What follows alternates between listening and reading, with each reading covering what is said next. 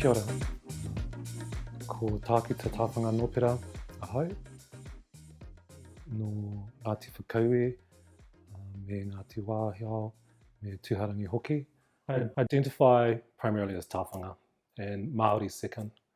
Well, no, being tāwhanga, I am Māori, so there's no way around that. And I tend to shy away from Western labels because I don't think they adequately define me. I don't like it when people say that I'm gay, because to me, like I'm 43 now, so I have a lot of lived experience in gay spaces, and those spaces don't really represent me well. And the people who are in those spaces, I don't really often have close relationships with. Most of my friends, I would say, were straight. But I am attracted to men. I've never slept with a woman in my life. And I'm just not sexually attracted to a woman. But I feel like that's because inside I am a woman. And yeah, I really love men. My early experiences being able to express how I felt about my gendered and sexual identity, I felt very much on the out. And I know that was because we'd moved away from home. We were living in a very Pākehā environment, and it didn't seem like there were role models around me who I could relate to in terms of my sexual feelings and also how I felt about my gender. I feel like my relations in Ohinemutu are really proud of me being who I am, looking the way that I do, and asserting the ātāhuatanga o Ngāti Whakaue. When we live in a really colonised world, such as the one we live in, it becomes very hard for Indigenous people, I think, to navigate a sense of gender. One thing that colonisation has done is it's really concretised what a woman is, or the perception of what a woman is, and the perception of what a man is. And I think for a lot of our tangata Māori, we're very much in between that, because when you look at our pūrākau and you hear our stories and you sing our songs and you say a karakia, you know that actually it's not really about who does the mahi, it's more about the mahi getting done. And you can see through the narratives that actually our tupuna were a lot more gender fluid and a lot more able to emote a really broad spectrum of personas or ways of being. I know that my nieces and nephews find that very powerful because they see the strength in both. They know, okay, well, that's a strong person. That's uncle, and sometimes auntie, but uncle, auntie can be like this and that, and actually so can I.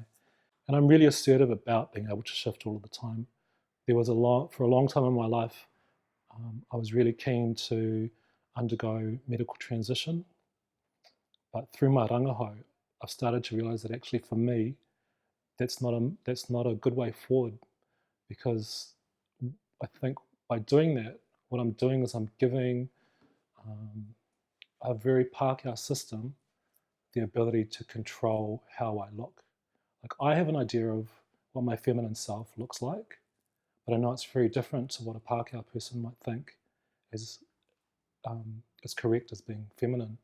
And so if I go under the knife to transition my body, well, I know that the doctor's going to be Pākehā, and he'll change my body according to how he sees the world. And I don't want that. I want my body to be how my tupuna saw the world. I do say for me, that I can see for me, medical transition is not the right thing at the moment. But it's because I'm blessed with a really long history of intense thinking and research in academic spaces. And so I have a lot of access to knowledge. And so I'm able to question things in ways that make sense for me.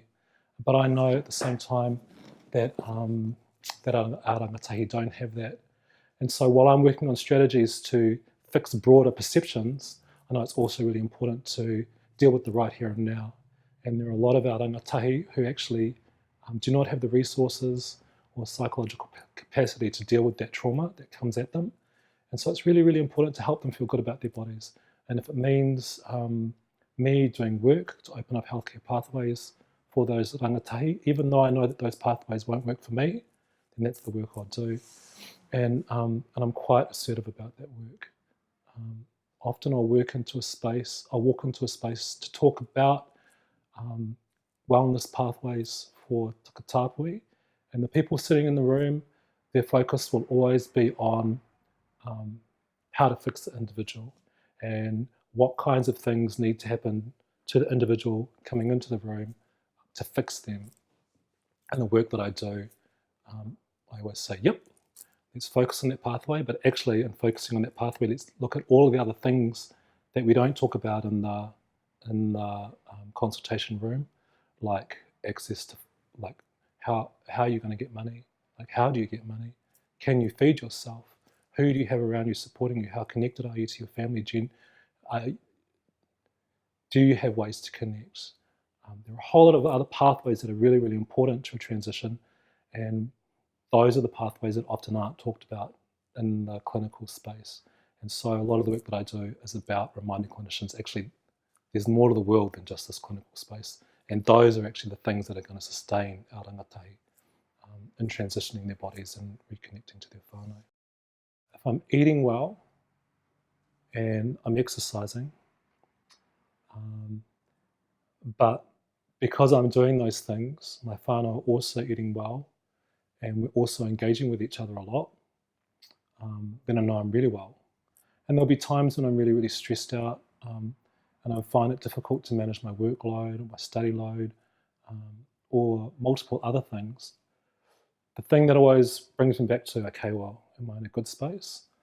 Are those two basic things, and then to look at how that's impacting on my whānau.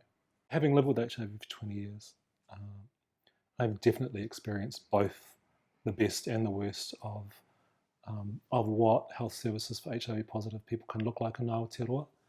And the things that have really stuck out for me in terms of the goodness of the health sector, in terms of dealing with HIV, are some of the practitioners, some of the doctors who work in that space. I know that they really, really love the work that they do, and they're really passionate about helping people survive. He's left the health service that I go to now, but I mean, I'd been seeing the same doctor for 15 years, and his ability to treat me enabled me to complete undergrad studies, master's studies, and PhD studies. And I know that every 3 months when I went to see him, yes, he'd ask about my health, but he would always ask about the other things that I was doing, because to him, I wasn't just a number or 4 letters. I was a good person doing good things, and he really wanted to know what those things were. And I found that quite amazing that I had this doctor who knew me so well, or knows me so well, but was also passionate about the whole of my life, not just the HIV. When I walk into a clinic and I've never met the clinician before, even if I say I have a PhD and I work in this space, the questions that I get will always imply, I know more than you, and you are a significant problem, and only I can fix you. And so I think there are significant barriers in the health system that need to be addressed around stigma and discrimination, and in particular, stigma and discrimination as it impacts on Māori, because I know that being HIV positive also for clinicians confirms a lot of things that they believe about Māori. And so it's not just being HIV positive. The crux of what they're really getting at is that, or the questions that they ask me are trying to confirm their understanding of what it is to be Māori and the things that are wrong with being Māori. The main thing that I want to assert to takataapui people in Aotearoa, but also in other parts of the world, is that it's really, really valuable being a Māori person. And it's even more valuable being a Māori person who can see outside of what we expect Māori people to be. So, kara whio.